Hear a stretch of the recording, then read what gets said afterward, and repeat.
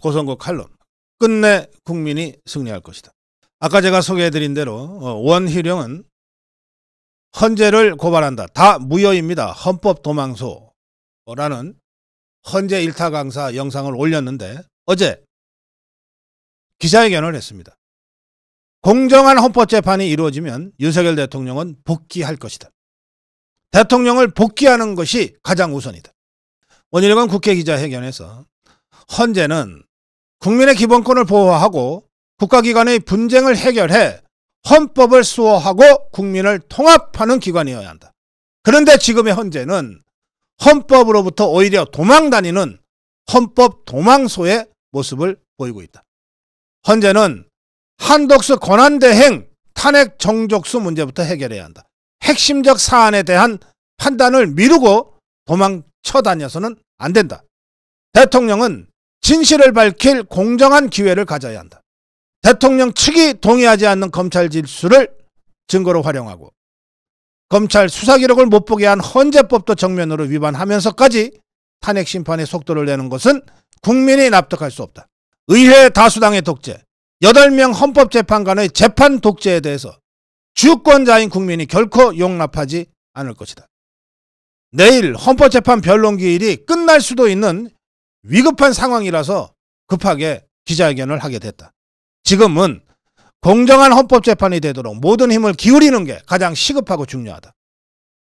그에 따라서 공정한 재판에 따라서 대통령 복귀가 이루어지는 것이 가장 우선적인 문제다.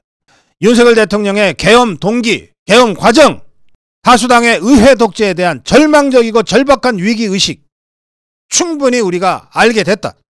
이런 상황에서 과연 대통령만 일방적으로 파면되고 끝날 수 있는 문제인가? 절대 그렇지 않다. 공정한 헌법재판이 이루어진다면 윤석열 대통령이 복귀해서 대한민국의 이 위기적 상황을 수습하게 될 것이다. 원희룡의 어제 기자회견 내용이었습니다. 윤석열 대통령 측도 한간에 놔두는 2말 3초의 헌재가 판결을 내린다는 그 풍설에 대해서 만약에 일방적으로 몰아간다면 우리는 단호하게 대응하겠다고 하는 입장을 밝혔습니다.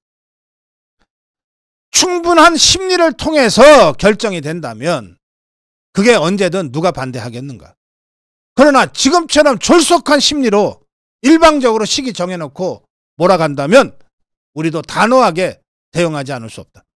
중요한 것은 시점이 아니라 헌법 심리가 공정하고 정확하게 법대로 진행되는 것이냐 하는 것이다.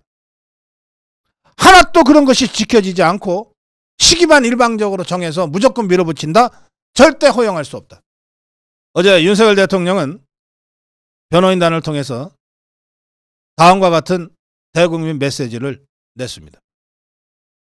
탄핵 공작에 맞서 국민이 승리할 것이다. 국민이 자유대한민국을 변호하고 있으니 탄핵 공작에 맞서 국민이 승리할 것이다. 국민 변호인단 결성식 소식을 듣고 이런 메시지를 낸 것 같습니다.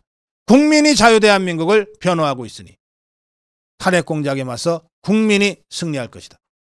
여러분들이 있기에 부당한 구속이지만 견뎌내면서 끝까지 함께 싸울 것이다. 메시지 계엄을 왜 했는지 2030 청년들이 이해하고 지지를 보내주는 것에 희망을 본다. 청년들이 깨닫고 일어선다면 절대 우리는 반국가 세력에 무너지지 않을 것이다.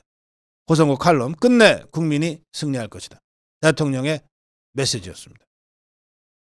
대통령의 메시지대로 1230 세대가 깨닫고 일어선다면